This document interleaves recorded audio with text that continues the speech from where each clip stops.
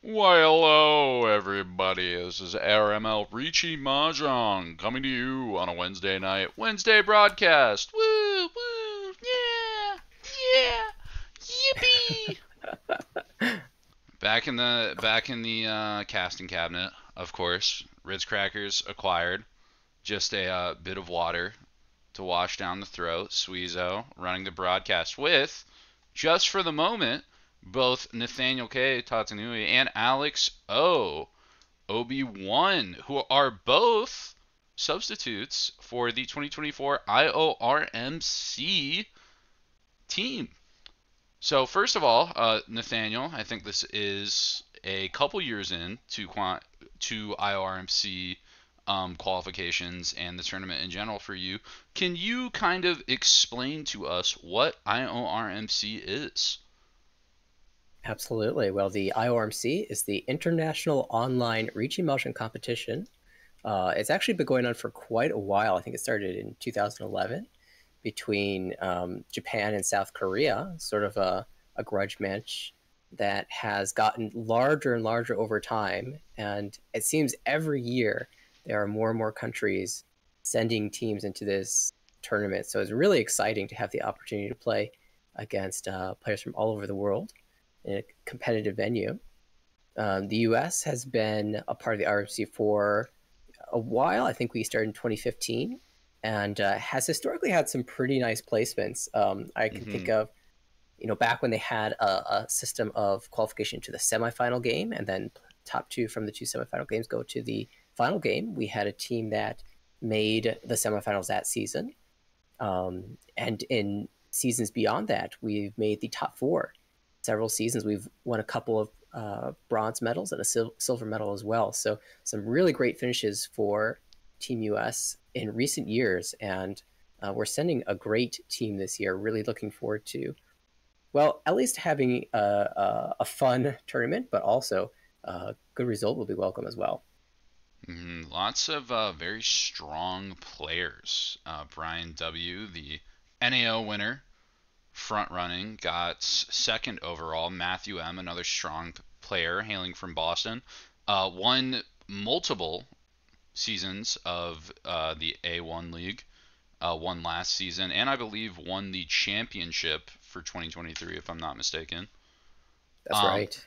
yes, Caden C., a new fresh name, hailing from the West Coast, who has been making the rounds, climbing up the ladder week by week, as well as TJC, I believe a Pittsburgh player, currently at a Penguins game, so will be unable to play in the exhibition match tonight.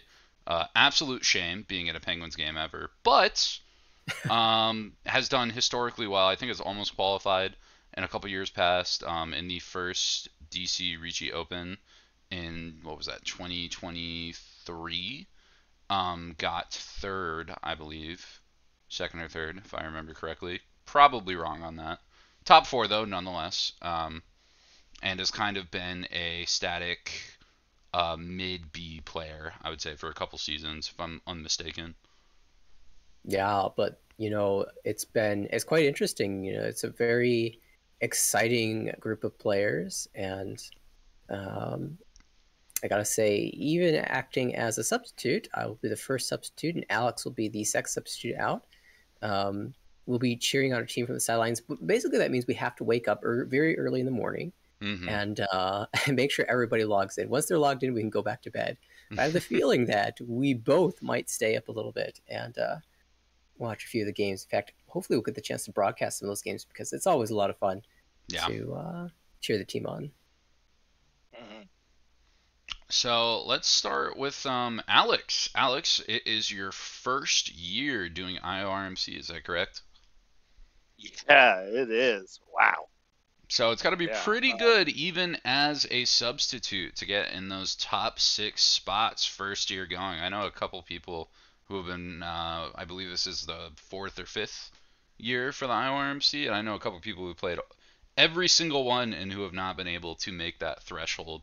The format usually is 4 to 6 weeks. You have to play at least three, and it's just a scramble of top overall scores from the sessions combined, as well as sometimes, historically in the past, the top single section would get the fourth spot. This year, that was not the case, but I know in the past years that has been. There have been people who've gone on like plus 200 something sessions who have qualified for spot four.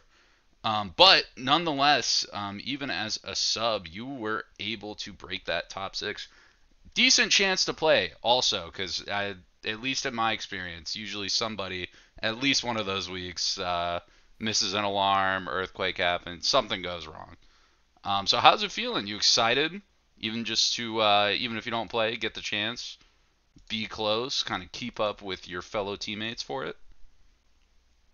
Yeah, I'm just excited to potentially get up very early in the morning and facilitate in any way possible. I mean, this is the biggest thing that I've ever been a part of, any big team wise or country wise or anything like that. So I'm just really excited to represent in any way possible. Um, I'm truly am honored and excited to answer the call if need be.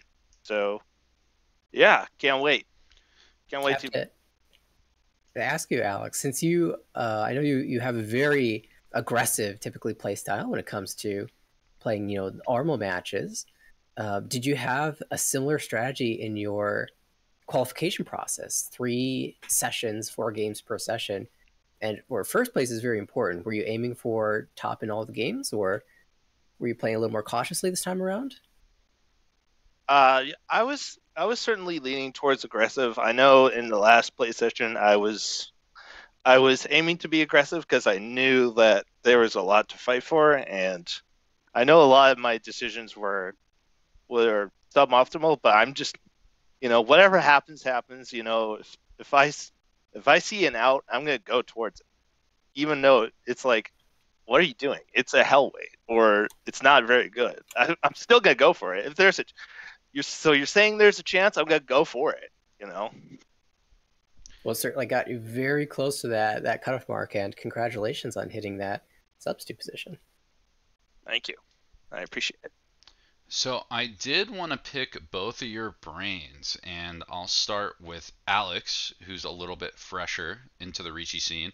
One of the big rule changes with IORMC, which, if I'm not mistaken, is continuing into the bracket, now that qualifications are done, is the not addition, but the change of Oka into the calculations of score, which is basically everybody gives up 5 points at the start of the match, and those funnel into first place at the end. So there's an added bonus to getting first. You're rewarded even more than you normally would. In Armel, we have even UMA, so it's going to be plus 15 for first, plus 5 for second, minus 5 for third, minus 15 for fourth. But with that Oka for IORMC, it makes getting first almost a necessity, especially during a scramble event like qualifications were. How did you feel about that? I know you have an aggressive style. Do you think that really helped you out in getting a top six securing placement? I mean, yeah. I mean, it's just there's a lot more emphasis in, like, you know if you have a hand with value, it's worth pushing. And if you deal into a big hand, it just almost incentivizes you to just throw caution to the wind. I mean, you only get one crack at it, so you might as well just go for it. Yeah, I agree. Just mathematically speaking, I think the biggest change for me is uh, when you're in second place and you have a chance to fight for first, it really makes sense to do so because the difference, with the Oka included, first place essentially gets 35 points, second place gets 5 points, third place has minus 15 points, and fourth place gets minus 25 points of UMA. So that means the gap from first place to second place is 30 points, whereas the gap from second place to third place is only 20 points. So there really is a nice incentive to aim for first if you have that opportunity. Especially in tight games, when you've got maybe 3 players at relatively close position for first, second, and third.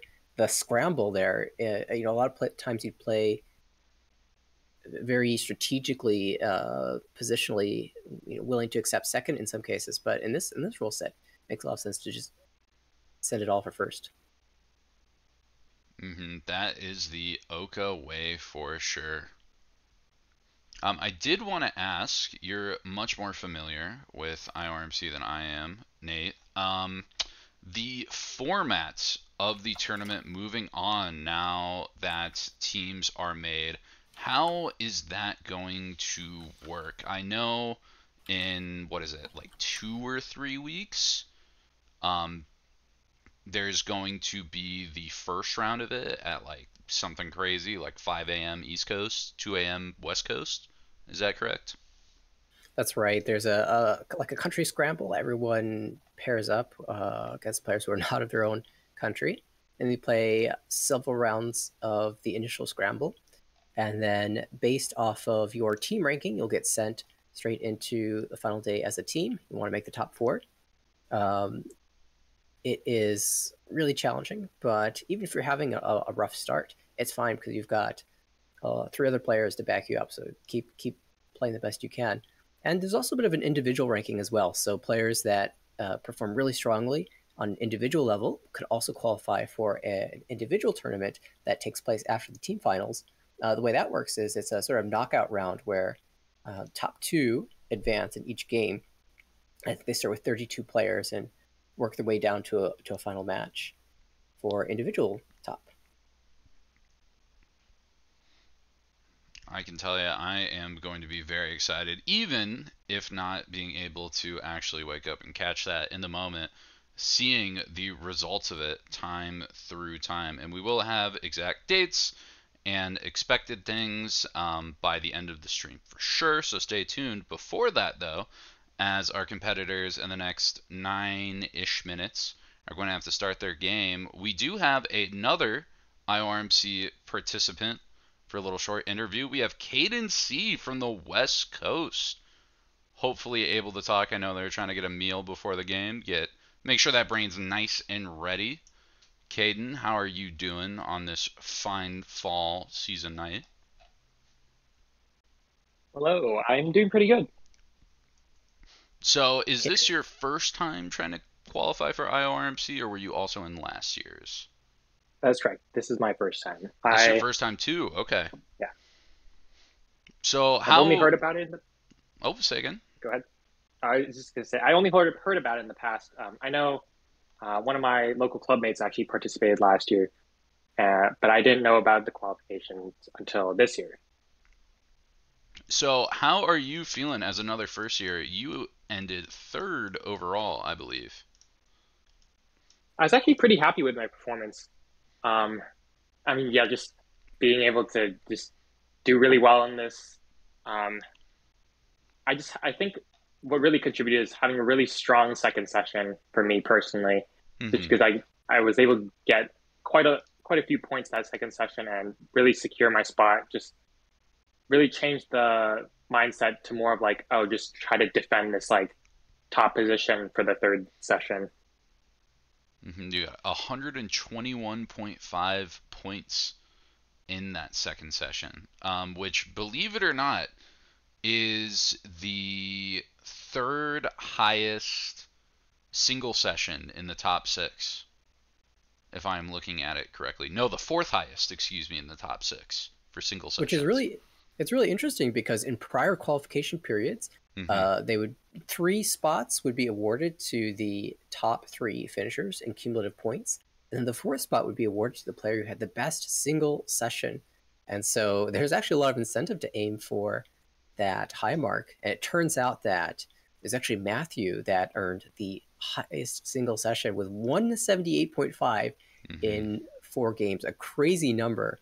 And Matthew was head and shoulders above the competition this time around, qualifying with 321.5 cumulative points, where second place earned 163. So just about doubling the competition almost for Matthew. No surprise, he's a very strong player. But Caden, you also had, after that second session, a really strong finish, a positive third session there. Was there, outside of, defending your lead there, was there any particular strategy that you're taking on early on in this competition? Playstyle wise? Well, I guess just in the beginning, it was mainly just prioritizing just getting firsts.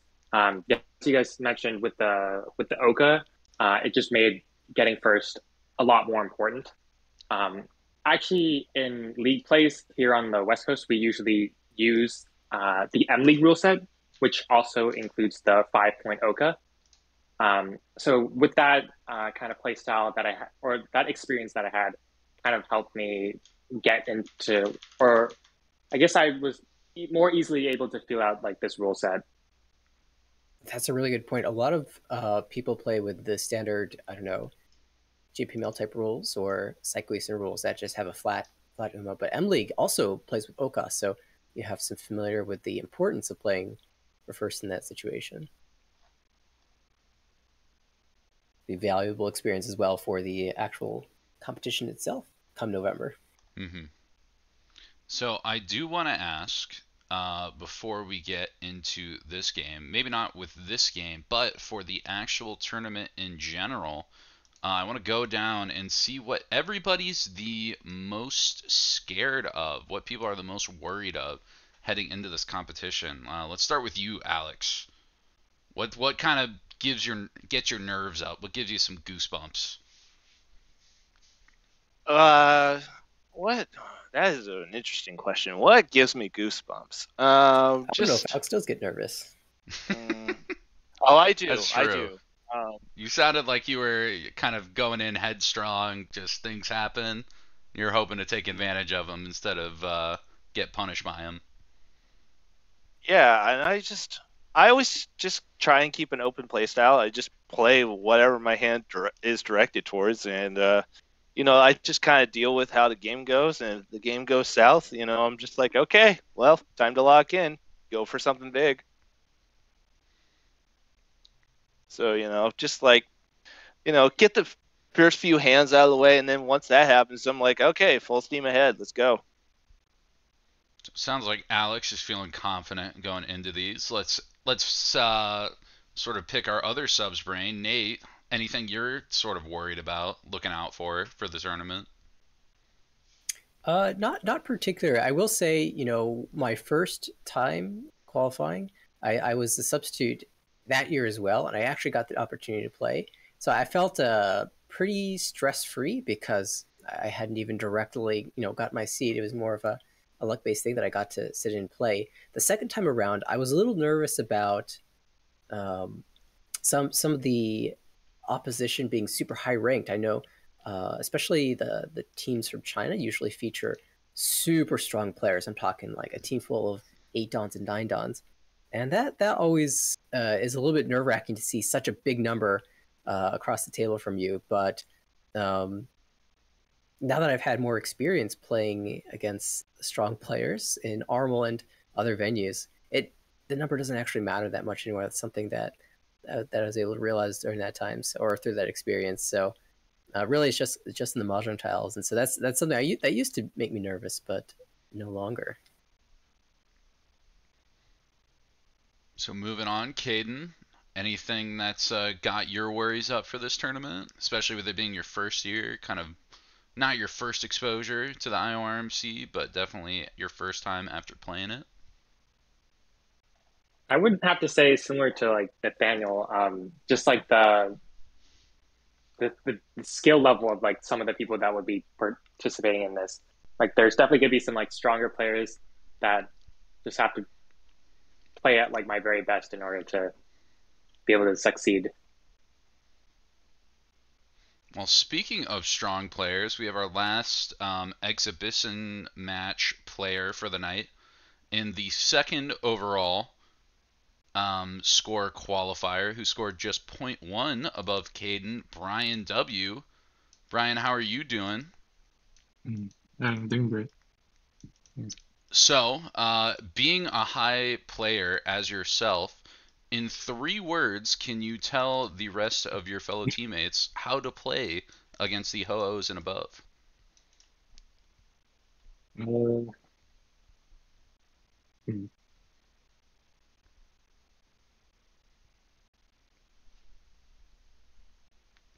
Just play efficiently. Well, you did have an and a before that, so I might have to dock you half points for those. But just play efficiently does seem like the way to do it. That works for me. Efficiency is king. Is that how we got to Ho, Brian? Is that the secret? Just play efficiently as a snake Yeah, worshiper. sure. I Yeah, mean, you I'm really actually, don't need much else before reaching something like 7 Dan, in my opinion. So, I think that's one of the things that I like best about Brian's play. I watch a lot of play of the other competitors when my match finished during the IORMC. I watched Caden, win some monster hands. I watched Alex do some crazy things, and Brian's play is extremely streamlined. It's very efficient and it's very pretty to watch. Play that streamlined. So hopefully in this exhibition match, folks will get a chance to see that too. Alrighty, well, good luck. Hope everybody is feeling tip-top shape, ready to give a great performance for all the Streamhead watchers. I believe you guys are going to be starting your game now. Then I think there's still going to be that 5-minute delay that we have to wait until we are able to catch that. Could be mistaken. Yes. So a couple things here. There's no really good lobby that accurately gets the exact rule that we have access to at the moment, but the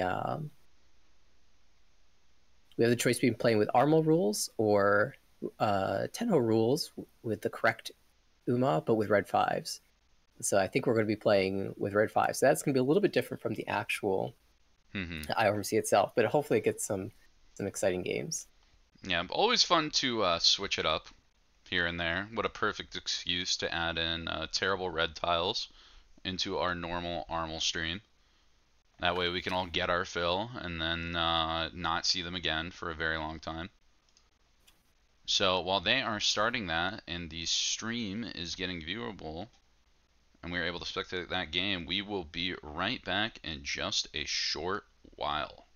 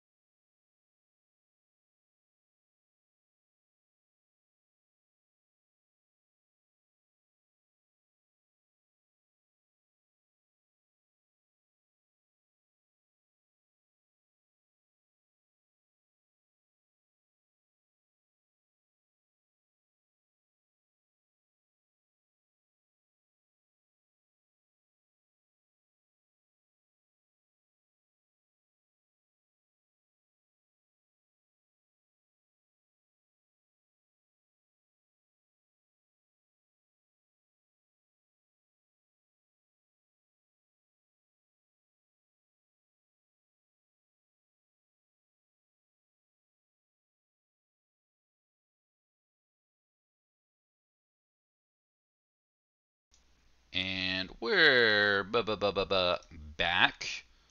Game will be starting in just a minute. I will be on solo commentary for just a short while, so do not be too afraid. Somebody will surely come to correct me on my wrong stats and absolutely abysmal reads that I will be making.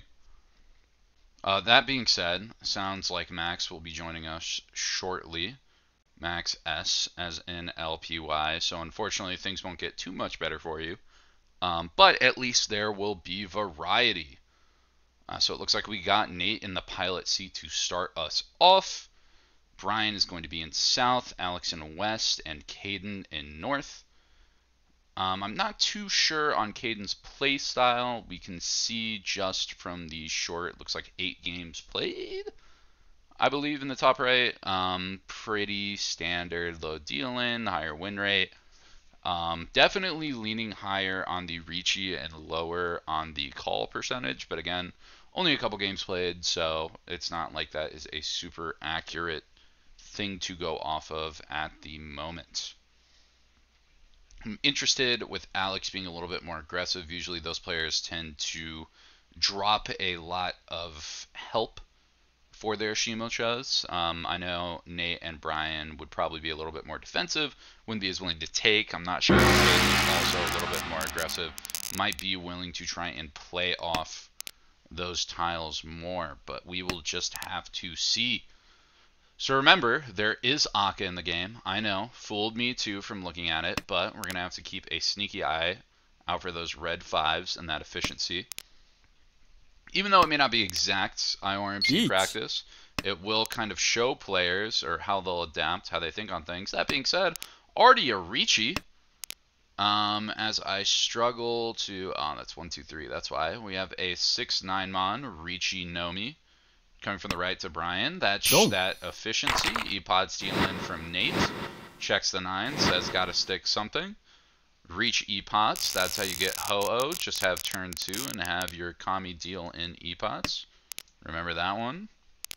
Gonna want to record that one down in the books. Simple as that. Now, hopefully this hand might last a bit longer. No 10-Ho glitch. What a good day. Brian's hand is definitely going to need a little bit of work. Clean up that honor slop we got going on. Alex looking to shape up a Pinfu. Maybe play a Dora off. Caden, much the same across. Could work an Itsu. Could work a Shanta. Maybe a Junchan. We're feeling real spicy. To the left, Nate has an Akka. Has a floating Dora around a Ryanman. Also has that North Yakuai pair. Passed up the first. Might take the second. That would be, assuming 9-pin can be played, Yakuhai Dora 2. Not bad at all. Same for Caden across, who's picked up a pair of that Hatsu. With Brian looking to get rid of the Hatsu that is floating at the current moment. Ooh, great Anko pair up. I'd imagine Tuso comes out, and it does.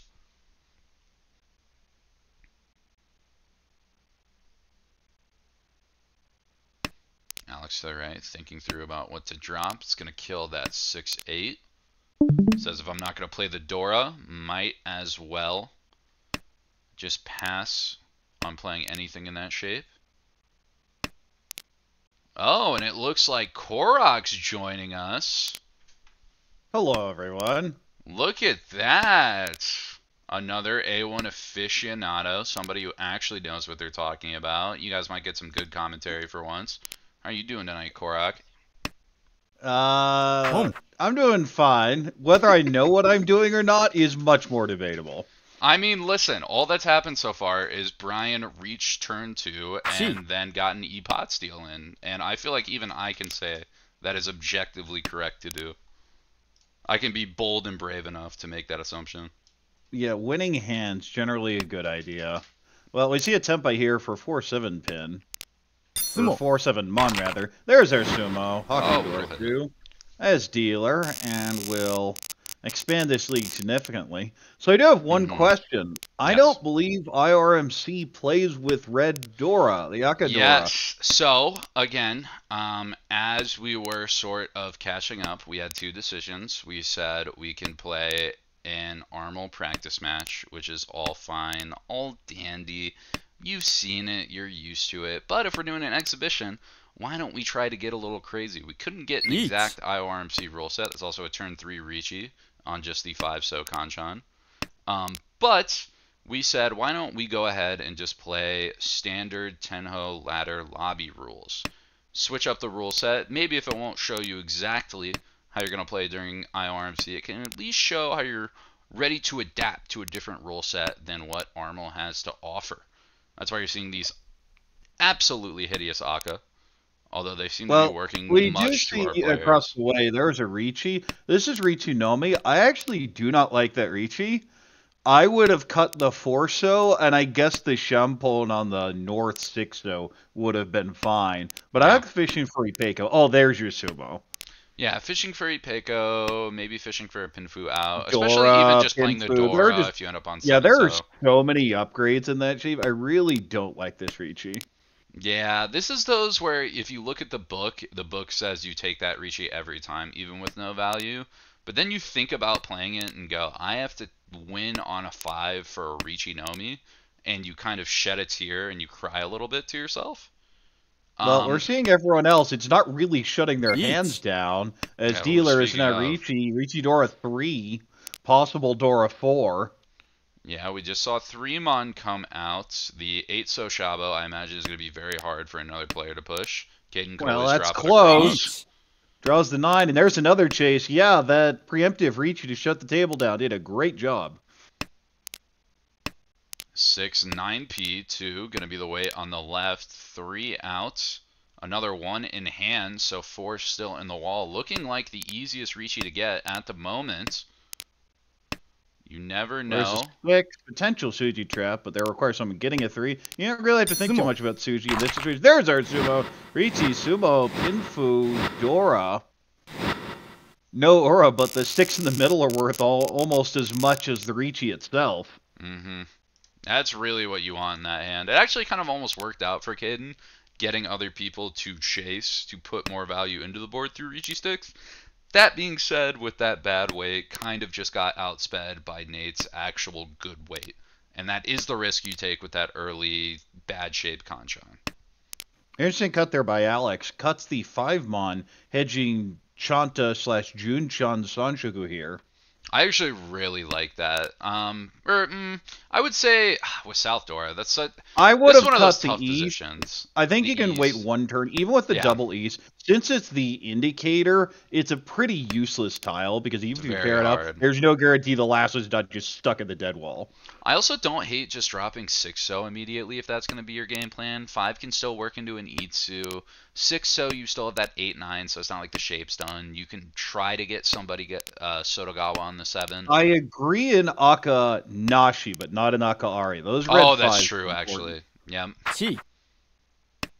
There's the call, not going for the direct Jun-chan here. Honitsu, potentially. Either Honitsu or just pair up the Dora and take the Chanta. Mm-hmm. Speaking of Dora, first one cut there on the left.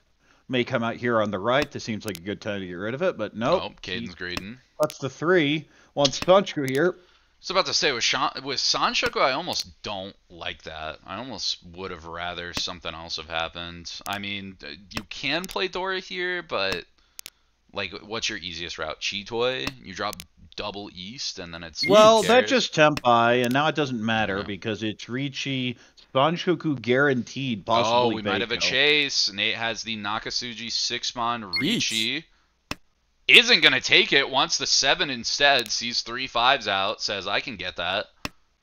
There is 1 7 called, but there's only 1 other in hand, and now there's a potential Suji trap with that 4. We'll see if the 7 comes out right here. Not just yet. Bailed out by a 4-mon draw, but Brian's got to defend next turn, has the 8-pin now.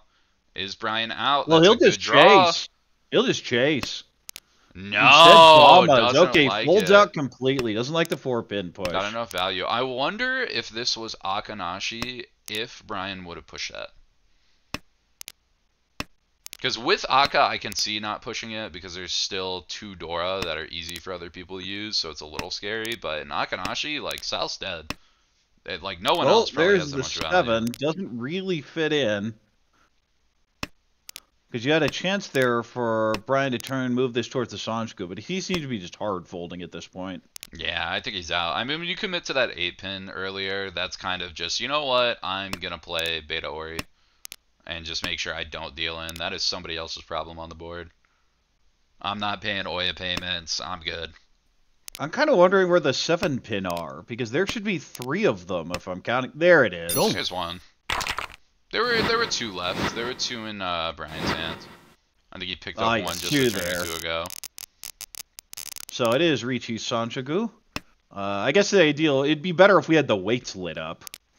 You must have been doing some log reviews. Yep. Oopsies. Always good to practice your logs. Do a little bit of review. Always good to do that sometimes. Practice, hey, what are the weights going? But when you're commentating, trying to provide any sort of entertainment on this wonderful game. Helps to see a little bit of orange to give your eyes a bit of a helper. And ooh, nice fill there with that 5-pin on the right. That is now Ishunten.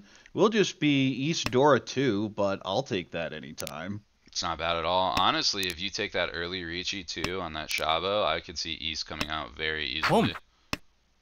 Well, there it is. I meant at the clone. There's your Tempai, 2-5. You could even get on a Shabo if you draw another Formon, try to fish for that last 8. You could even draw the last 8, Tonki on the Dora. A lot of options. That 1-mon cut suggests this 2 is going to deal in pretty soon. Unless it comes out across first. Whoa! 3,900, and all of a sudden the scores are very close again. I mean, that's part of that efficiency play. It almost seems like in the pregame interviews, Alex was talking about charging headstrong, just really playing every hand, going full force. But with Brian's efficiency, Brian's just cutting things until he senses danger. And that's almost leading to more deal-ins and more aggression than the rest of the table. At least just by chance in these early rounds. Well, if you're involved in more hands, it's going to happen. Regardless, so Nathaniel Ishunten for Ricci, potential Pinfu Tanyao, and of course the Red Dora just came in. Yeah, that'll be nice to hit a 4-pin there. Or even on 6-0 might justify putting the 2 down, even if the worst shape is there. Secures Tanyao as well, so it's still +1. Just no potential +2. Well, the problem is, Caden says, I want to win this hand. I do not want anybody else to have it. Even just getting small points here shuts down big points somewhere else, potentially. Problem is, Caden's shapes aren't great. That helps a lot, but the plan here is pretty clearly Dorotanki. Yeah, we'll get there. You know, it may not come exactly, but... Nathaniel, well known for disgusting hatred of Ipeco, who backfires with the early 7-mon cut. Happens. There's a Doran, on the left. Ishan. Well, you just slam this. Yeah, it's too late. 6-9 looks pretty good too. Only 1-9 out so far. Maybe well, worried about a Honitsu to the left. Probably not with that 3-so.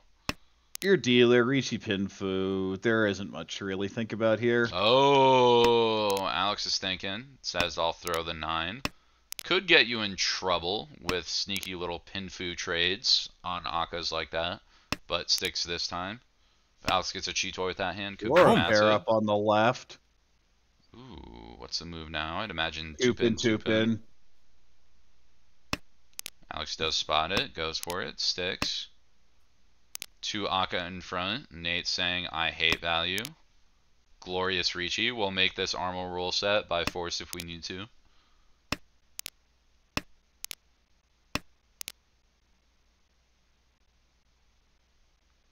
Alex still not able to find that Tempai. Gets scared away. Throws the 3. Panics a little bit, I think.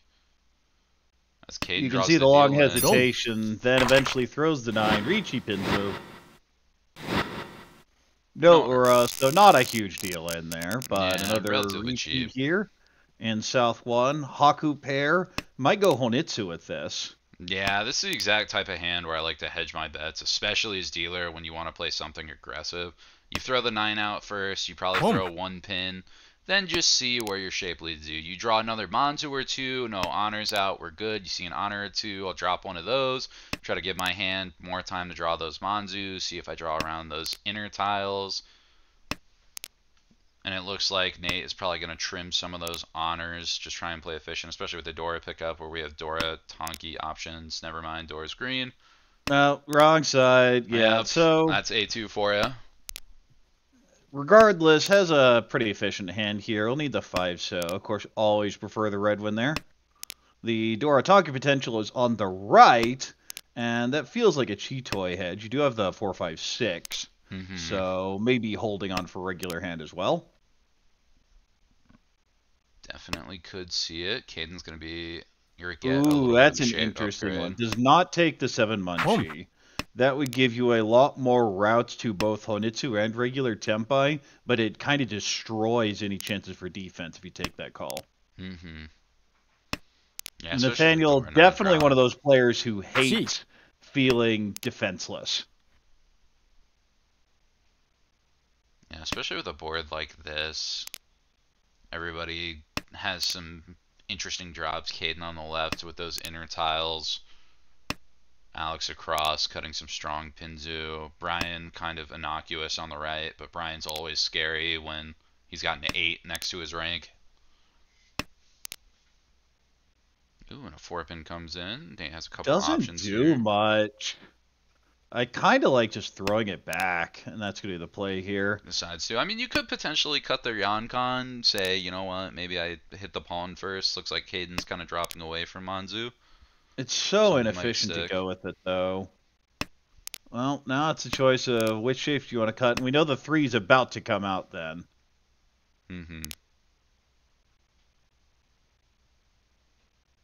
Yeah, interesting. Caden didn't want to try any Honitsu shenanigans there. Just wanted to go Uh-oh, we're going to see what the play is. Okay, throws the safe 4, not the deal at 8.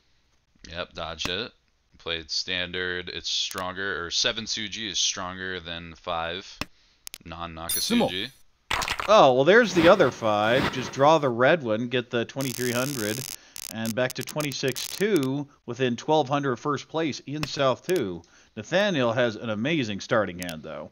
Yeah, we'll put a little bit on the top, but Nate says, you know what? Back with a vengeance. Oh, right as Brian draws that Aka 5. Huge fill-in. Hand looking very nice now, especially if we can draw around that Manzu. Clean up a bit around there. Nathaniel definitely telegraphing the Honitsu with those 2 cuts in that call. But, I mean, the thing about Honitsu is it locks down a suit, and the more calls I make, the longer the round goes, the more scary it's going to be to drop that suit. When you got to play every single one of a suit, too, your options start to get limited. 3 so 8 pin. We'll go ahead and take the Dama here for Tanyao Dora 2. Possibly Peiko upgrades, possible Pinfu upgrades. There's your Ipeiko. I think you almost drop 6 and still Dama. Yeah, that's guaranteed Mangon now. Reaching yes, before bad weight. So the Ricci isn't going to help a lot here. But we'll do the 1 turn wait. Oh, who is it that hates that? Somebody. Oh, and Brian well, I'd say that was draws it. a 1 chance 7 and says, hey, looks good. It's a Hanuman deal end, so the big leader here is Caden after that. With that, didn't want to give up the dealer turn with that score line, certainly understandable, but as a result keeps the floaters and throws the 8 pin. The irregular shape, irregular weight there, definitely paying off. Here's Alex looking for Nathaniel special 234 Sanshoku. Fishing for it. Gonna need to find that Dora indicator, which might be a bit tough, but looks like all 3 others are still in the wall as of right now. That being said, everybody else has to let it pass, which Brian opts for. Doesn't want to take anything aggressive, wants to stay in the hand, go for a Ricci, some sort of way to build a lot of value. Says, I don't have a dealer, I need a catch-up hand. We got to make something Nenzen played. Is a terrible draw, because now it's likely Richidomi. Yeah, this is one of those where I almost just want to force it Honitsu and try to get something to work. Well, I think if you get a 5 pin, you might go ahead and call. This I don't think helps, though. No. And we do note that there's a Dora 3 across the way that's now Tempai on 4 pin, and this could end very, very badly. Yeah, for Alex. Right now, especially if you draw 3 mon, it's just a deal every that's time. A good point. Yeah, same thing could be said for Brian. Brian draws that 4 pin in a second, says, I got nothing to lose, got to do something.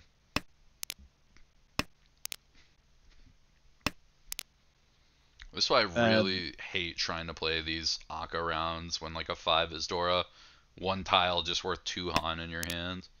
Yeah, you know someone has the double Dora, and you don't want to find out who. Yeah. Your general guess is it's the open hand, because why wouldn't it be? Ooh, Akka the own though. And Alex with that 9 pin might actually decide to send it all the way. Could cut 4 2-mon and is going to do that. May still play a normal-ish hand. Doesn't matter, just Sumo. Yep. But hey, I got Mongon. I know what we need to do. We just need to win hands. That's how we get points. Now it's 1,000 points between first and second. And if we're playing Tenho ladder rules, that means Agariyame is on, so the others need to win 1 Han of anything. That'll be interesting if Caden is thinking about that, especially if you're in your Armal rule set right now. The game is so much different, but with that aggressive south call, I think Caden has that in full frontal view. Well, I don't think it really matters, because you make that call even if you get a repeat. Yeah, you get the Hamba, get to build a little bit more distance. And other than that, just you're not going to get any value out of this hand anyway. What are you getting? If you draw the 3rd south and then maybe get 7 pin free Peiko, then you might get some value. But by itself, it's meh. And there's Tempai, 1-4 so. 1-4, I don't see it coming out from Brian here. But kind of begging to come out at some point for one of these other players. Alex still has it secure. June Onko there on the right. Now, Pretty White Ishanten can also just call it down. Mm-hmm. And I imagine we'll take it here. Kind of have 1,000's good enough. Probably drop maybe 8 probably pin? Thinking which way, the 6 or the 8. And I think this is normal just because the 2-mon looks reasonably good here. 2-mon looks alright. 6 pin you might be able to find from dealer. Maybe with those kind of inner draws. Or Alex might just draw it. Alex and there it is. Just 1,000 shuts the game down. Nathaniel with the win here. And Caden there in second place misses out by 100. In third place, going to be Alex with minus 23.9. Just really never got hands. Yeah. And the fourth place was Brian, who had some big hands, but had a couple big deal-ins there as well. Yeah, Brian got a lot of those terrible E-Pod straws and said, what's the worst that can happen? And that happened about 3 times, I think. 3 times into it, yeah. So I believe they are doing another match, if I am not mistaken. One other thing I'd like to point out is look at the point difference between first and second. Yeah. No, it was 100. That number on the right. Perfect. No, I mean the number on the right is important. Oh, yes. No, because you're playing for plus minus. And because it's not the 0.1, the bonus is 30 going from first to second, because there is an Oka in Tenho ladder rules, which also applies to IORMC. Oh, you need to win hands. Yeah, so the actual IORMC rule set is just Tenho standard ladder Akanashi room. Oh, really? That's the only difference? That's all Akanashi? It is they just remove the reds and it's straight ladder. I think they also, because it's tournament rules, allow disable Agariyame, but I'm not 100% certain. I think that's one that's kind of bounced around on some of the years. Nate, do you have any other insight there? Do you remember if Agariyame is typically off for the Tenho ladder? Or, excuse me, for IORMC? Agariyame off, so yes, you can run up the score. Oh, Kiriage on too, so picking up a couple of those 100 sticks. I think it might have actually mattered that last game. I want to say there was there were a couple sumos that were 7,900. I remember Nathaniel got one of them. Yeah. But they've started their game, so presumably we should at least be able to look at the player screen to know exactly when we will see it. Yep, give me 1 second. The stream monkey is working very hard to find out that info. Oh, there it goes. Oh! Turns out it was a second ago. Oops, oops, oops, oops. Come on, Well, I come think on. it went into 3, not 4, but okay. Oh, there it is. There we go. There it is, and we've already started. Good thing we just skipped the fluff of each hand, and we get to see Nate's glorious E-Shanten. Or excuse me, Ryan Shanten somehow. Yeah, not actually a pair there yet if you use the 4, 6, 6, 7 as 2 completed blocks. Nope, 7 mon, that'll help a little bit. You might be able to cut away from a little bit of this Pinzu. Make something happen. Still Ryanshan, but more opportunities. Caden, though, even the says I'm in fastest there. on the table. 3-pin wait here. 2 of them left in the wall. Which he wasn't even really considered with floating 5 mon. I think I'd have cut the 1 earlier, though. Yeah. Maybe just fished. Well, I guess you're not really E-Shanten on the left. E-Shanten in front of us. Everybody's E-Shanten. I just forced the 7-pin. There it goes. 2 6s to protect. It's not the worst in the world. It's not great, but it's away It's from also Dora, not too. on the Dora side. Well, now you just have to shove. Shove's more dangerous 4. This is by far a better weight, though. Oh, yeah. I mean, it's half Suji. It doesn't play into... Well, I guess it could play into Dora. 1-pin's not safe. Oh! Well, there's the Ryan deal. And challenges. Reach Dora, too.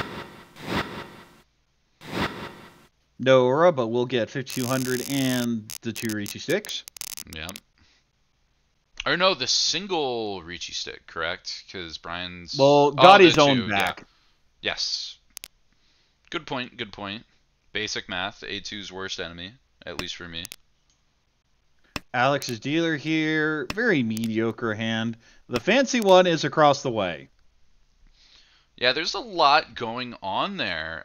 That being said, Brian has historically, in this game and a hand we've seen, kind of just drew a terrible tile and been coerced to push it. So I'm not too enthusiastic yet, but whole hand to play still. That being said, Alex wants to hit beautiful Sun Minchan upgrades.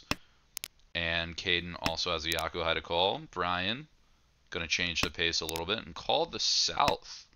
Not even taking guaranteed Brian Yakuhai. wanted to go Toy, but now with that, we'll just go Otsutsuki here. We'll need the West. 2 still in the wall. Could be anywhere. With Brian's luck, I'd imagine they're both in the dead wall. But I hate the 4-pin cut there.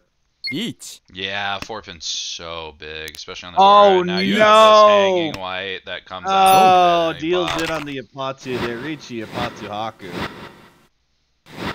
No Aura, No Aura, but damage there's done. 52. Yeah. Seems to be the hand value that winning hands are worth every time. Of course, it's only been 2 hands, but another one of those. 5200 dealer with a bit of a mess. The 8-pin really helps. Now you can see at least a 789 Sanshoku here. There are Honitsu / Shinitsu shifts, but the 5-so is such a disgusting tile because it wants to be Pinfu, but it's Kanchans everywhere. Yeah. Uh, It's like It my gets dealer worse. hand, but somehow better. A lot of the time. I don't really know how. Oh, That's there you not go. a bad That's a tile. Ryoncon. There's your Sanshoku. There you go. Lock in Sanshoku. Now you got, something to work with. Yeah, you're probably cutting the 3-so fairly soon. Yeah. Oh, well, that's Okay, an interesting okay. draw. I mean, you hedge the 8-mon draw for a while, because it looks better than the 5, of course, but if you draw the red 5 especially, you don't care. Should be 4-pin. Yeah, 4-pin makes sense, but, ooh, gonna No, commit brute early. forcing the Sanshoku. Said, said, you know what, 50-50, red 5s, who cares? I'll even drop it now so people can see me reach dropping that 4-pin, and then get scared around Pinzu when actually, it was 2 ago. I'm on Manzu. Well, there's only 1 8 left in the wall. Yeah, that's okay. Caden doesn't know that. Caden can find that out the hard way later. Or Brian can somehow, draw that last 8 and figure out a way to justify playing it. Something. 4 pairs on the right now. Might go 2-pin here. Yeah, I would think you almost have to.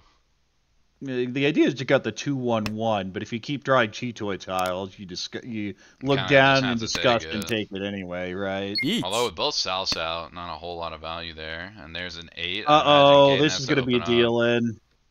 Yeah. I think it's a G and a 4-pin deal in. Oh, No, a pwn happens blocked. for Nate. Uh-oh, danger. Gonna play the 9 Nathaniel's so. bails out. Caden here. That's big. Oh, he's even Senpai gonna find across the Tenpai. way. Tanya 7-8, over but we're looking for 2. more. Caden's gonna play Genbutsu 5-mon. 7-pin might just convince Caden to get out. Well, I don't think 7 there's any for reason to keep Suji. pushing this when the 8 just got pwned like that. You Yeah, that's pretty know bad. now that there's only one tile left that helps you. But think about how hype it would be to hit whatever robbing The a con 4-pin is. deal in. Yeah, no, the robbing the con on the 8. Think about how sick that would be on stream. I think Nathaniel would rather just win Tanya Dora 2 here. That is true. Because of a glorious Aqua rule set, we can make a 1-Han open Tanya into a 3-Han one. Simply just draw the red variants. Tanya will end it all, but we have East 4 here, and Brian with kind of a Pinfu hand. The shapes aren't great here. Triple Penchon. If you didn't have that red 5, I just want to go Junchon with this. Yeah, but this is why you just kind of hedge around, throw like 4 different things, and then randomly get an E2, and it just works. How it works, don't ask me, but you'll get there. You'll figure out some safe You tiles just to need play. to draw the right tiles. Just assume on the right tile. Yeah, that is fair. It's going to be hard on this board, though. It seems like everybody has speed. Nate just upgraded away from a Penchon, found a Yanman, crossed the way. I feel everyone Alex has feels some quick. speed, but no one's hand is like great. No one's hand is like Ishan 10, like they're cooking, they're about to hit Ricci, but everyone's got great shape behind them. I think halfway Everyone through has row above 2, average hands. halfway through Ooh, row 2, there's everybody's reaching. Ishantan on the right. There's the first. Ipeko upgrades, Tanya chances. Whole lot going on. Brian dropped away from Cheetoy. Very noble. Draws that pair. Gets whiplash a little bit, but gonna cut that second 9.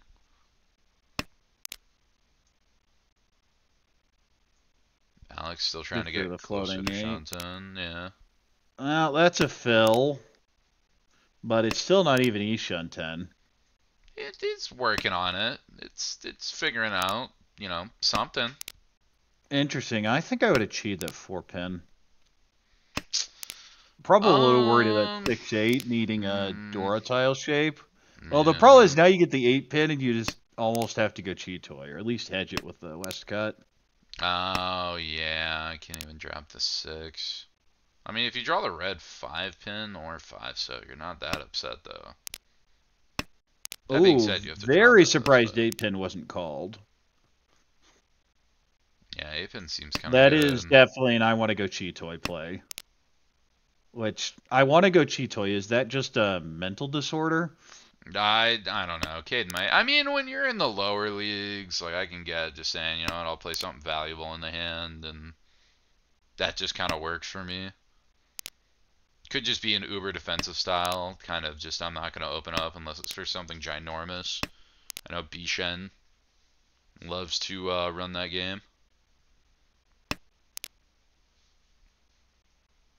God, Alex still hasn't been able to find Tenpai across the way, too. Flirting around with it, but just not able to seal the deal. Oh, well, that's a fill. Two-so, maybe? I was thinking 6 or 4. Well, this gives you Tenpai on basically any Oh, you get draw Tanya or too. any low. That's about the only draw you feel bad on. Yeah, especially with that 6-0 Ricci, you're a little like, Not a big fan of cutting the 2-5 so this late, but Katen call on the right by Nathaniel. yeah, 6-9 not looking good, but not Furry 10 yet, so you never know. Yet, TM. Ooh, Oh, throws there's the 6 deals into double nothing 8. on the right. I almost was expecting like 7 on there, but I guess we're gonna throw the 8. There's the sumo for no Yaku. Can take Furiton 4? Question mark? I think I'd have thrown the 3-pin. Yeah, Oh, that's 3.2. Tempai for dealer. We'll wait on the Furiton 2-3.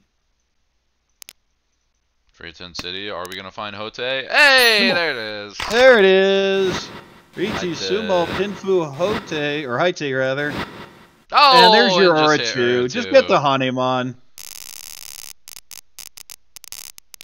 And that's a huge win for Alex. I think the first hand win over, what, one Han? The entire 2 games? I don't know if Alex even got a 1 Han for the other games. Might have, but I feel like Alex has been playing those very, very high value, aggressive hands. Well, just flip Ura. It's easy. The strongest argument to ever playing JPMLA in the display of this game, just Aka 5s, Uras. Inflating value that's never supposed to be there, in my opinion. So what is your opinion of Kitadora just calling pay?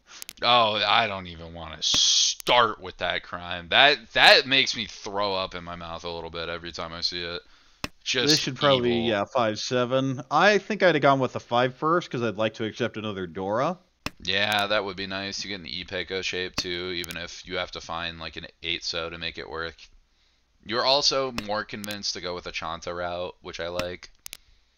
Kind of lock that route in. It's not guaranteed, but again, you never know. No, you have the early 8-mon cut, so using the 9 here is probably a safe tile. Yeah, I would imagine. It looks good to everybody on board. Well, that's a chi. I think you have to cut 2-so here. Yeah, there is no Yaku on the right. Why do that when you can just throw 5-so, 3-so? Because you don't have a Yaku yet. Why would you be Manzu Honitsu if you dropped 1 Mon 7 Mon though? Well, I would agree with that, but given where the hand is now, you're going to cut the 2-3 and wait Doratanki. Or that can happen and you're going to be very sad. 8-pin green. We just got rid of the 8-pin, actually, so we're good to go. This is an 8-pin Hatsu wait. Just the 2 Hatsu in the wall here. Yeah, Kitten could throw the 8-pin. I kind of doubt it. Well, that's a sumo. You can cut the pay and go Furiton, hoping to draw the south yourself. Oh, I don't like that. I guess you can't really push. No, I think that's the only play that makes sense here. I mean, you're right. Well, you can keep cutting the north. Yeah, I mean, at this point, might as well go north, pull in the south, and you're on 4-7, so not in Furiton. Yeah, or if you draw the 4-7 yourself, then hey, we're back to Atazuke. Hanazuke, not Furiton, we're good to go. 1-so. Caden looking at it, trying to justify it through all his might, unable to do so. Nishan 10 for Nathaniel, might go 9-so, 9-so here. Train 9-9. If he's never thrown south. Oh, he does shove the south. There's Tempai on the right for 3 Han, 4-7-so. And the 7's actually pretty good. 2 of those and what? 1-7 in the wall, 1-4. Oh yeah, there's discard, so 2 outs left versus 2 out. Problem is, Hatsu. Where are those Hatsu? Tough. Well, judging by Brian's luck, if you look to the left side of your screen, there's a bunch of purple tiles around that 8. I would imagine one of those is going to end up being a Hatsu. Hey, there it is. And, well, that may have been true, but at the same time, I think you'd rather just sumo it and not have to worry about this. Yeah, take those points, catch up a little bit, still have an all-last dealership, but we'll close the gap on the way there. Shame not to with a Gariyame as well. Well, again, no one with a spectacular hand, but a bunch of above-average hands. Mm-hmm. Very quick games, too. No repeats. Might even get a third off at this rate. They're on pace for 2 30-minute games. And let me tell you, I wish I could get those on ladder, because nowadays, every time I queue up, it seems like an hour minimum for Joe queue. Everybody wants to hold on. 5 minutes. What is the plan with this call? You hit the X button and then accidentally misclick the pawns, something that I did the other day and felt really bad about, and then you back up Toy with draws like that. Easy. There we go. Doritonki. We'll need to call a lot still, though. Yep, committing definitely with the 6-0, passing on the 1-mon. Could have made an argument for like some weird Shanta shifts. Technically, Chi 1-mon, drop Dora. Well, that's but... last 1-mon, but okay, there we go. Yep. There's now you can at least see a route to a Yaku, which is better than it was a couple turns ago.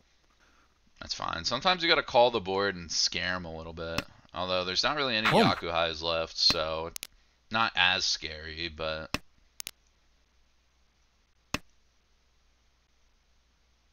Now the scary Yaku high of Toy Toy Nomi.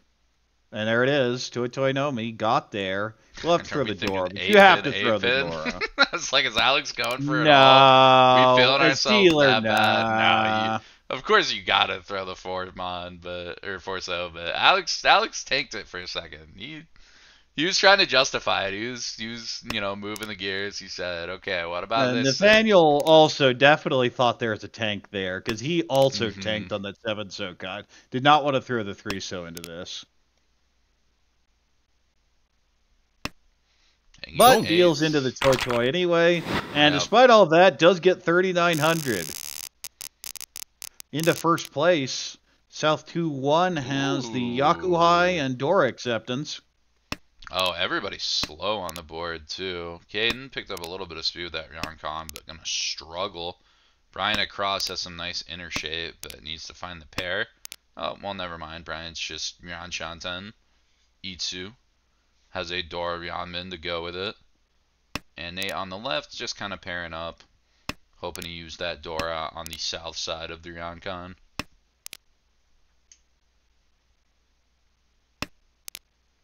All of a sudden, Alex's hand doesn't look so fast when Brian just hits 2, like, almost perfect tiles back to back.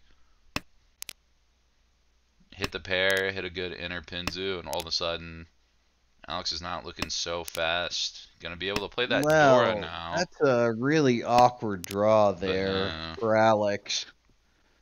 Couple Kanchan, you're wondering why have I not seen the south? Both of your Kanchans, one uses Dora. Well, never mind, it's Sanchoku. Yeah. I'd cut the 4-so and I'd plan to cut south now. Yeah. The problem here, I don't like the 7 at all. The idea here is you have a potential Furitan issue, right? Yeah. We're gonna pawn the 2. Well, that is one way to fix that'll get you back. Just the actual Sanchoku's of the south is a pair. Yeah, you might want to try to get the Tanyao shift with the 6-so draw, but definitely cannot bank on it when we're this far committed. I kind of feel that if you're going to make that play, you should be cutting the 6-so over the west. Yeah. Each. Oh, and we are going to see a reach. Could cheat to break Ishan, or to break E-Pots, play south-south. Alex skips, draws a scary 6-pin. This is why I'd like to have that west in my hand right now. Instead, just hard folds. Gambutsu 4-so. I'd at least like south-south first. The chances of that are like super Wait, is this low. way dead? It's dead. It's dead? What are we on? 5-8? It's all dead. 8s, all 5s. Well, if Alex misreads, the fold might not happen. Or if Alex misreads and plays the 5-so, thinking it's safe, that might deal in. That being said, seems like a bit of a stretch. Trusting Sushi Door Indicator, pretty aggressive play. Gotta check something. Caden's gonna play that safe 5-pin. Alex is gonna check 3-pin. Problem is, still Alex has decided that the south is just going to deal in, so doesn't appear to be willing to cut that under any chance. Caden opts with Suji 2-pin check. Waiting on that 4-pin 8-mon Shabo. Is Gambutsu. There's the 8 deals in on the right. And we see the Tanyao Dora 3, so that's Mongon level. Simply draw 2 red tiles. Easy as pie. And is that a double reachy? That is a double reachy. Whoa, I was switching. That's not fair. Double Ricci, Pinfu, Dora 1. This is on a Mongon. terminal. Is that 9 coming out now? Well, it might fit in the hand. It might because of the Hatsu, but ugh. Wow, well, you get 2 more turns. Gross. Caden, this isn't even League. What are you doing? This isn't even IORMC tourney. Oh, well, wow. Ishunten across the way might just shove even Dora here. That's fine. I'm not gonna fight on that Dora just yet. I will say, for some reason, I feel like it's a 50% chance to deal in with an honor tile. Or that like a double Ricci is an honor tile weight. No stats to back that up, but I just always feel like honors have such a higher rate of dealing in on double reaches. They do because you haven't had time to refine your weight shape. So you get a lot of honors, but what you really get a lot of statistically, that's what I'm saying. Penchon. There are a lot of Penchon. Random 3/7 are terrible against double Riccis. Ignore Suji; they're irrelevant. Oh yeah.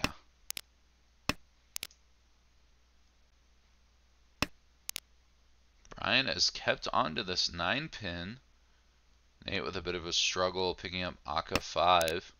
Decides to Nathaniel's sitting here Suji. waiting for that 3-pin, but it's dead. Yeah, it's all held. Gonna have a hard time getting someone to drop that. Needs to draw the other door and just got the 1-2. Yeah, that would be best case out. Although I could see even Nate just dropping 9-so here. Well, this is decision time. The 1-pin's safe. The 9's safe. Oh. There's the deal in. There's your Mongon. Double Ricci, Pinfu, Dora, and ouch. Oh, very importantly, because this is ladder rolls, if somebody busts busting. Nate, yes, the game ends. So that may be something that Alex and especially Brian, who has that last dealership, needs to think about. Especially if you get a big dealer hand, you could accidentally take Nate out of the game without even meaning to. Not have enough time to catch up on Caden's monster lead. Well, together with a couple reds, but the shapes are less than ideal. We have a double south pair on the right. Just trying to call and go, probably. Would love extra value, but at some point you just need to lock in your Yaku. We'll have to wait for the south to come out. We see one across, so it's kind of a matter of when. I'd cheat it. Because that Penchon is just so hard to get rid of. And there's the call. Okay, gonna go ahead and completely cut away from the Penchon here. With the floating 7-so to try and accept Dora as well. I'll tell you, me and Garrick would approve. Because who wants to play that Penchon when you could just draw Dora around that 7 and get a better shape? Still plenty of time to do just that as well. Speaking of fills, there's a 5-pin draw across the way. Oh, a great Ishunten. Might have to find that last Haku. Oh, there's my goodness. Ricci, Dora 2, and it's going to be a Mongon either way, because either the Haku or the Dora. This is a good hand. I mean, Nate won't be able to bring back to first right away, but especially on a direct like Brian, even on a direct with Alex, definitely puts Nate in striking distance. There's the 6, but that fits in very nicely for Brian, so that's not coming out. I mean, 6-so is playable for anybody. It's Tempai shape. Ooh, Tempai on 2-5 2-5 on the right. It's unchecked. Not great in the wall either. Just 3 2-mon left. That's not terrible. It's going to be an unchecked Suji unless Nate drops 2-mon himself, but somebody might there's the Haku, but it draws one of the hands that's not going to push it. Nope, Caden's got 6 cents. I mean, hey, if you don't got anything better, might justify it. Well, Caden's trying to push for Cheat Toy with that cut, but the gate did come out on the right, on the left once. Uh-oh. 2-mon's pretty bad. Oh, yeah. Says that's it. We're done. Yep, says not for me. So there is 1 6-0 left in the wall for Nathaniel, but the deal ends on the 5. Yeah. It's going to be South Dora, double South Dora 1, and that's a direct hit, so very close fight now for second place. Brian with a lot more wiggle room being dealer, one big hand, or one hand won it all, guaranteed to pass, but the game continues onwards. And Nathaniel has a great starting hand, but he needs more than that. I think you just have to go for the Honitsu. Have to go for see, the what's Honitsu, his condition? It's working in Paimon Hitsu. Sumo. Yeah, you have to Onko up south for sure. Or, like, Onko something, hit a weird con, and get Dora 4. Well, it's going to be Ricci, Sumo, double South, Honitsu. That's, what, 7 right there? Something, try to flip an Uro with it, take your chances. Right, or get the Hatsu if you're lucky. Yeah.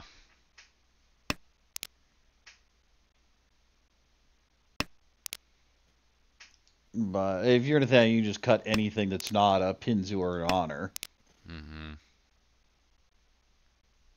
Potential Sanshoku developing for Brian. Might go 4-2, getting rid of the Dora shape. Of course, if you draw the 3, you could always still use the 1-2-3, going headless with a bunch of acceptance in Pinzu for your pair, or even just destroy that 4-6-8 in Sozu. I see a Chi across the way. That looks like a Chinitsu play. Yeah. I mean, could just potentially commit to only Itsu. Take your one Han, be on your way. Also can tell Nathaniel doesn't care about his draws. So, figures you have 2 drawing pools there. That's fair. Well, that's a fill, but it's just going to be Ricci Pinfu most likely. Ishan 10 for dealer. I mean, again, points there are goes points. the Dora. Can even play it closed, try to just take win rate Dama. Not scare people away with a Ricci. Well, speaking of Dora, there's another one. Out it goes. Ooh. And that's Tempai on 5-sto for Chinitsu Itsu. Yep, did find the Hanemon upgrade. Problem is, 5 looks very well worked in, although as I say Might that, come out. Caden Okay, yeah. Didn't throw it here. Yeah. There's going to be the Ricci Pinfu 5-8 pin. And Nathaniel will chase. This is what he wanted. This is a comeback hand. Of course, a direct Hanemon would also do it. This is an upgrade on the shape. That's a 2-5. You lose the Itsu here, but it is Mongon level. Yep. Oh, there's the 2. Deals into the Chinitsu. Gonna take the 10K. Not enough to get first, but a huge Alex score gets upper. Second there. 15.6, but the big winner here definitely going to be Caden with 57.8, 47,800. In third place, we have Brian at minus 18 and Nathaniel busting there in all last at minus 55.4. Yeah, not too bad. That means Caden, I believe, is tonight's overall winner, if I can remember the 2 scores correctly. I do not believe they are playing a third. Could be very wrong about that. Yeah, I haven't heard anything from them, But so yes, I think that's about it. Like they'll be doing another. Oh, official word is inconclusive. That would not be official then. But anyway. That's true. It looks like GG's have been said, implying that they are doing the 2. We could stall and yap for much more time. No, they're calling it. Better stuff to do with their time. The potato Nathaniel normally streamed from on his that he calls a computer has crashed again, so they're going to call it for now. Yeah, that would do it. Well, not a super long stream, but very fun nonetheless. It was good to have the subs get a little extra practice in case they have to play. Good to see our IORMC participants throw their hats into the rings, really show their stuff. Wasn't the exact rule set, but definitely a change of pace from the normal ARML rules as we know them. Well, yeah, and as we can see here, they're in very different leagues. Yes. You have A1 down, and then I believe like Caden Alex or B3. I think Caden may have Caden's made B2, actually. Yes, I believe Caden's B2. Alex should be B2 as well. Oh no, Alex is B3. Alex B3. Caden is. Let me double check that. Caden is B2, and then Brian A2. I'm sure soon to be A1 if we're being real, and Nate as A1. Nate also, Nate going for just to that curse, eternal yeah. A1 Oh, good, you title said this it, not season. me.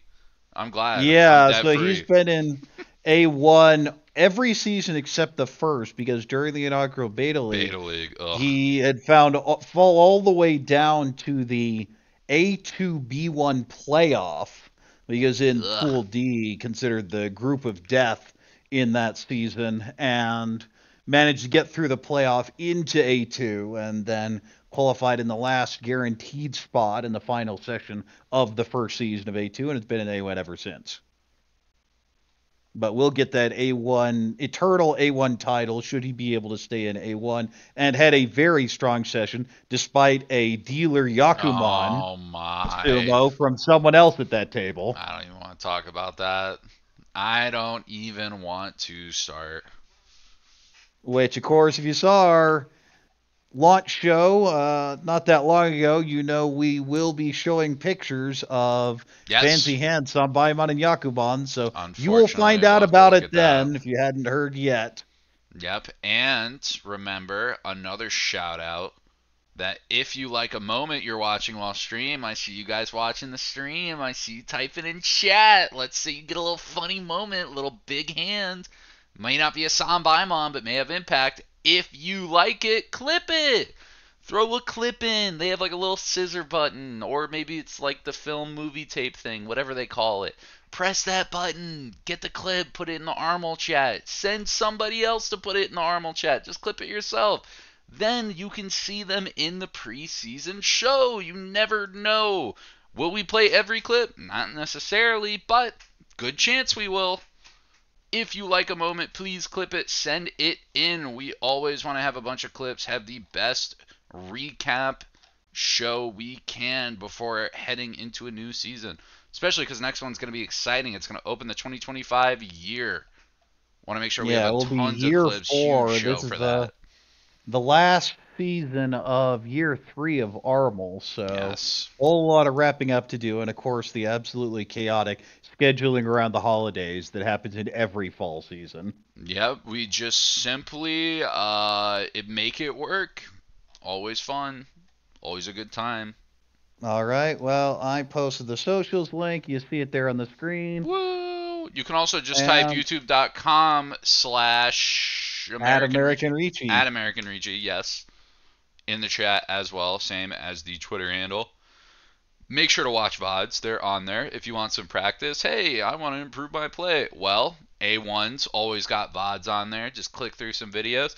White noise while you're sleeping, caught up on Northern Lion. Can always throw in an Armel stream for your nightly routine. Anything else? Yeah, I will say though, don't always copy what people in A1 do, because we're stupid a lot of the time. Yeah, if you see someone called QETC at the table, I would just avoid anything to do with that, and that's on a personal confirmation. Yeah, I think you know that guy. I very well do. Yeah, just don't. Anytime he says something, just tune it out. That's the best case. It's like the sirens that convince like sailors to crash into rocks. You just got to put in earplugs. The more you listen, the worse things get. Well, I'm not touching that anyway. I think we're going to wrap it up then, unless Nathaniel's going to jump back in here and say something. But there is our IORMC. We had 2 of our players and 2 of our subs. Do we have the dates for that? I did say I was going to do that and then completely forgot. It's usually the first week of November or second week of November. Is that? I don't have that. In a chat. Hold on one second. I know exactly who I can @ for that, as there surely must be a working group.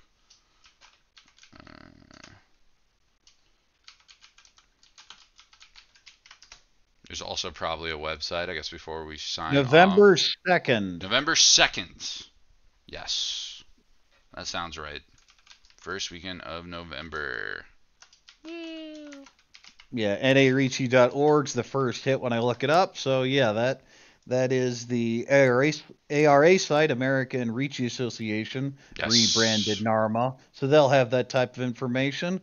And of course, this is when we say if you are interested in joining ARML, the American Ricci Mahjong League, check the website out, sign up. But with all that, this is Korak along with Harrison for ARML wishing you a good night. Woo! Night night, woo!